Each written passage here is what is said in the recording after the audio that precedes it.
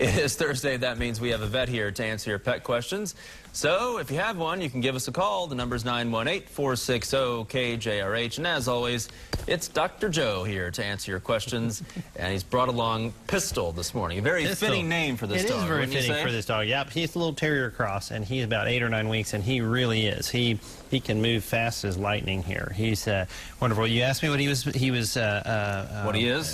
and I don't know. We were talking about like a little pug, but it is a mystery. But if you notice here, his bottom jaw, and we're not going to be able to see that because he's too fast. It's getting a little longer, like a Shih Tzu or something. So probably couple little different breeds, but nonetheless, he's a great little dog. He actually does calm down, but he can really, it's like your wind-up toy, you know, and like right now he's focused on something over there, but he's a good little guy. So if you want to adopt Pistol, be ready for some energy. Yes, kids would be great. He can run and play with them, of course, you know, he'll get a little bit bigger and be a little bit more resistant to being stepped on and stuff. And where can folks find Pistol? Right now he's over at Heritage, or he's at animalaid.org on the web. So. All right, let's get to the phones. First up, we have Connie in Tulsa. Good morning, Connie. Good morning. Hi. What's your question? I was going to ask Dr. Joe. I have a 95-pound boxer, Brindle boxer, and we're using him to flea and tip where we go down his back from our vet. And I was just wondering, how long does that need to stay on there before I can give him a bath? Oh, I see what you're saying. Yeah, usually most of those now, they've kind of proved that they're pretty water resistant. I usually tell people a couple of days or so. And yeah, I know what you're saying. On those short-haired dogs, sometimes it really kind of shows up in there. So, but yeah, usually I'll wait a couple of days or so because most of the time the medicine will go in really rather rapidly, and what you see left over is the oil carrier. So a lot of times it's kind of like the coating on a pill. It's really not, I mean, it's just there to kind of hold things in place. So, but yeah, just a couple of days. So, Lawrence in Mounds is our next caller. Good morning, Lawrence. Yes, good morning. It's a hot one. Oh boy, yes it is. I have a Chihuahua. Yes.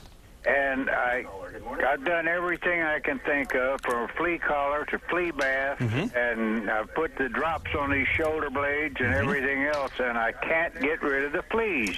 Yep, it's been a bad year because we're having just enough rain. I think we're still not quite at, I can't remember, I heard the other day, I don't think we're quite at up to the average, or maybe we're a little bit below average, but we had enough rain to really kind of keep them going.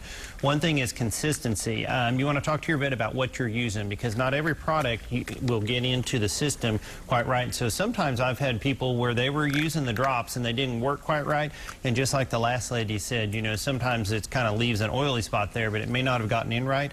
So there's also another oral pill that you might use that might be a little bit better, because fleas will become resistant to different chemicals, just like antibiotics bacteria, get resistant to antibiotics. So talk to your veterinarian and see what you've been kind of using. You may switch up a little bit.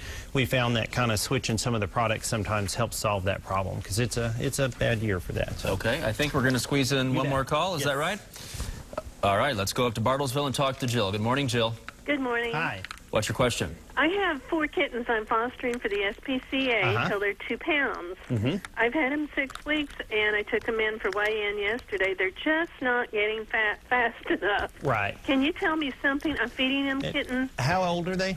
They're about 12 weeks. About 12 weeks, okay. One thing you want to make sure of is make sure that you do fecal floats on them. Make sure they don't have some parasites. There's one called coccidia, and when I see kittens that aren't gaining quite like I like them to, a lot of times we'll run them on an antibiotic to kill the coccidia, but you can find that in the feces sometimes.